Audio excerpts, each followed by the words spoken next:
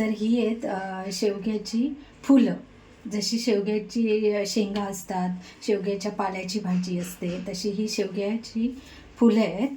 आता सीझन आहे ना शेवग्याचे, तर शेवग्या खूप मोहरल्या आहे, म्हणजे फुलं आली. तर माझे घरवाले गावी गेलेले मालवणला, तर त्यांनी फुलं आणली आणि मला म्हणाले की टाक, कशी करतेस भाजी ते दाखव म्हणून.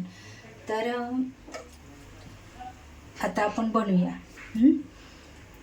ही 2 वेळा धुवून घेतली मी आणि एकदा मीठ लावून परत धुवून घेतली, कारण काही काही वेळेला जराशी आळी असते त्याच्यात बारीकशी, ती जर मीठ लावल्यावर पाणी भरपूर असलं तर खाली येईल, म्हणून पुन्हा धुवून घेतली स्वच्छ. आता आपण ती बनवूया, एकदम साध्या पद्धतीने बनवूया.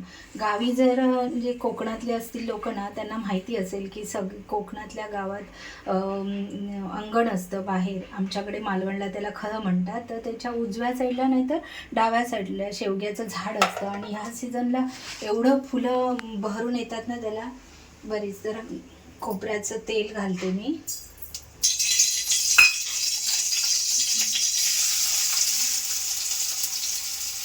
कांदा आणि मिरची,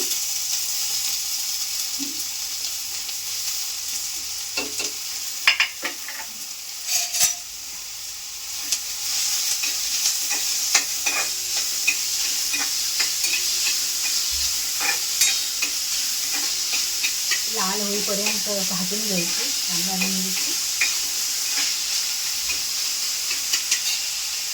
एकदम साध्या पद्धतीने बनवायची, काय याच्यात टोमॅटो नाही, आलं लसूण नाही, काय नाही, असं साध्या पद्धतीने एकदम.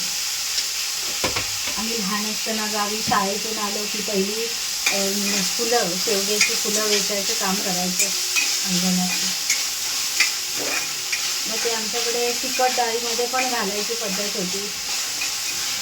शेवग्याची फुलं स्वच्छ अशी थोडीशी, एकदम खूप नाही, थोडीशी एकदम.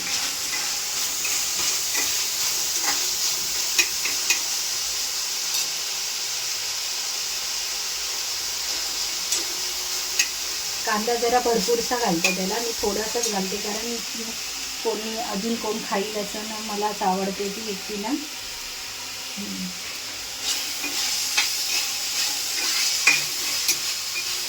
जवळजवळ 27-28 वर्षाने मी ही शेवग्याची फुलं बघते.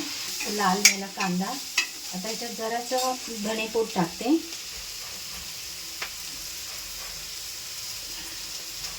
आणि जरासं चिमूटभर गरम मसाला आणि थोडा लाल मसाला घरी बनवलेला.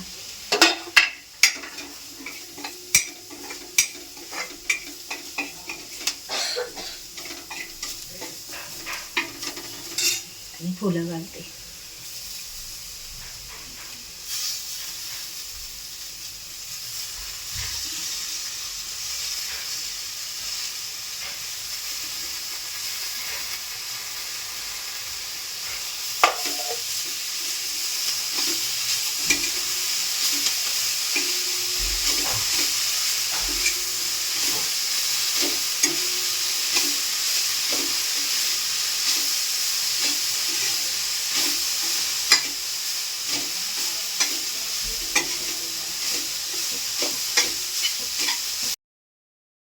तर मग ही आता शिजली आहे भाजी.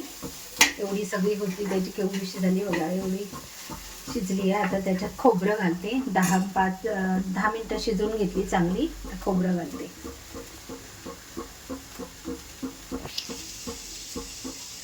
जरा शेवग्याच्या शेंगा कशा लागतात तुरस, तशी ती पण तशीच लागते. पण आता खोबरं घातलंय, बरंच खोबरं घातलंय, त्याच्यामुळे ती छान लागेल. अशा प्रकारे शेवग्याच्या फुलाची भाजी इथे मिळते काय माहीत नाही, दादरला वगैरे मिळत असते. जोगेश्वरीला पण, आम्ही जोगेश्वरीला राहतो, मग जोगेश्वरीला स्टेशनला पण मिळते. जी लोक पाड्यात राहतात गावात, त्यांच्याकडे असेल शेवग्याचं झाड वगैरे, ती लोक आणत असतील.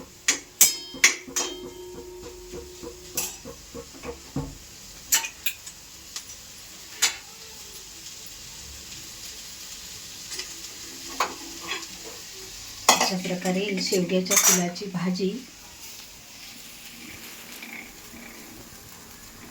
बनवली.